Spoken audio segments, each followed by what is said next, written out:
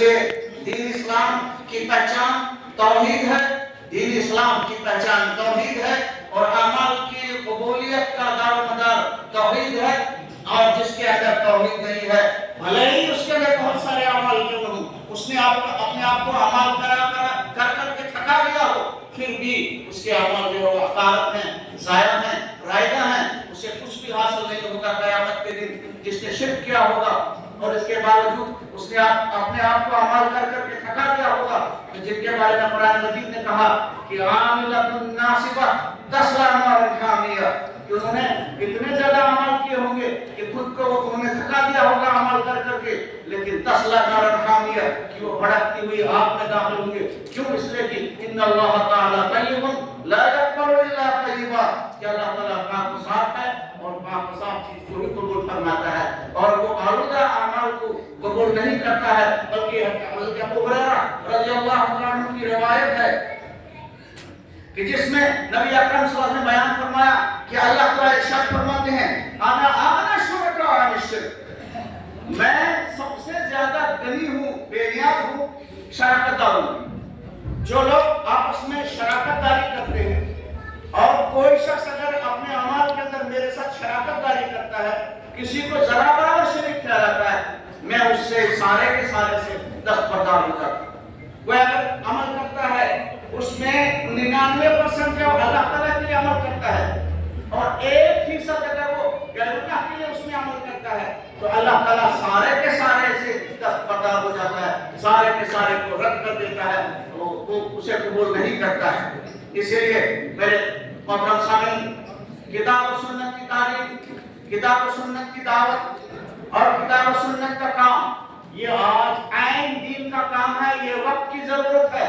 और कुरान मजीद इसी चीज का मुतालबा करता है कि मुसलमान जो कुरान मजीद का मतलूब इंसान है, वो वही है जो किताब और सुन्नत का अमल करता है, उस पर अमल करता है, अमल पैरा होता है। मैंने एक मैगजीन में पढ़ा था, नवाए इस्लाम, करीबन 1995 जून 1995 का शुमारा है। उसमें फलस्तीन के अंदर एक जवान है, वो कहता है कि मैं यहूदी जो महफूजा इलाके हैं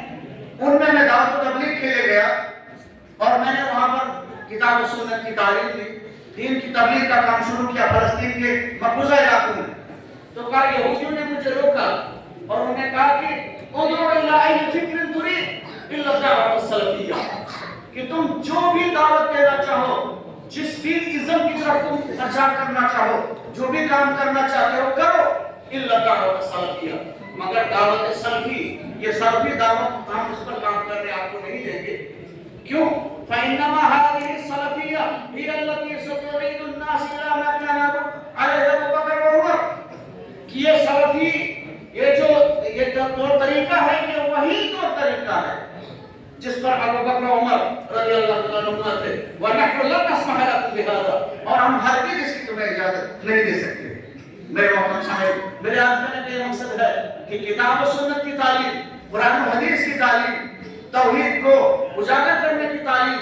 और शिर्क की खामियां बयान करने की जो तालीम है, यही ऐन दीन है और यही दीन बरहक है। और तब जब तक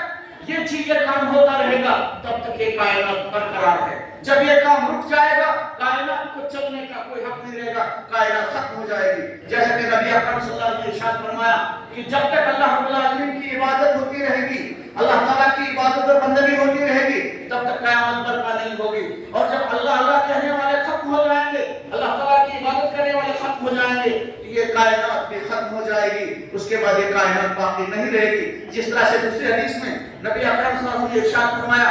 कि दज्जाल तब तक नहीं निकलेगा जब तक दज्जाल का जिक्र होता रहेगा, जब तक उलमा स्टेजों पर, मिंबरों पर दज्जाल से बाखबर करते रहेंगे, उसके फितने से डराते रहेंगे, तब तक दज्जाल पीछे होता रहेगा, वो नहीं निकलेगा। इसी तरह से जब तक अल्लाह वहदहुल्ला शरीक की इबादत होती रहेगी, तब तक क़यामत बर्पा नहीं होगी। और जब अल्लाह वहदहुल्ला शरीक की इबादत बंद हो जाएगी, तो ये कायनात भी खत्म हो जाएगी। क़यामत उसी वक्त कायम हो जाएगी जब अल्लाह अल्लाह कहने वाला कोई नहीं रहेगा। इसीलिए शायद अल्लामा इकबाल ने ये बात शायद किसी को मदद रखते हुए कही थी कि हो न ये फूल तो बुलबुल का तरन्नुम भी न हो न ये फूल तो बुलबुल का तरन्नुम भी न हो, چمن دہر میں کلیوں کا تبسم بھی نہ ہو، یہ ساقی نہ ہو تو پھر میں بھی نہ ہو، خم بھی نہ ہو، بزم توحید جو دنیا میں نہ ہو تم بھی نہ ہو، خیمہ اخلاق کا استادہ اسی نام سے ہے،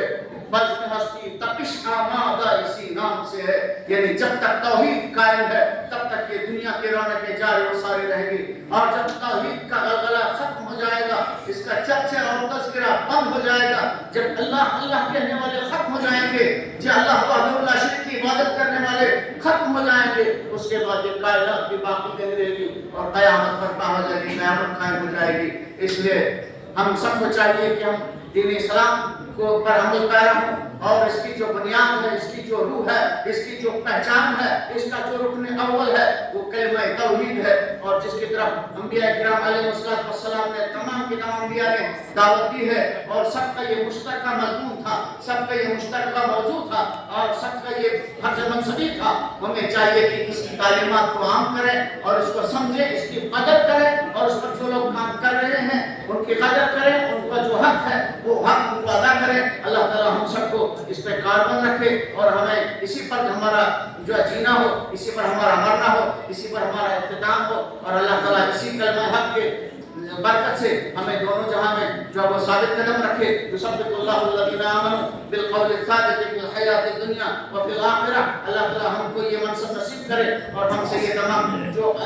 ہم جو قسم کی کاوشیں ہیں اللہ تعالیٰ اپنے دربار عالیہ میں قبول فرمائے۔ آمین وآخر دعوانا الحمد للہ رب العالمین۔ السلام علیکم ورحمۃ اللہ۔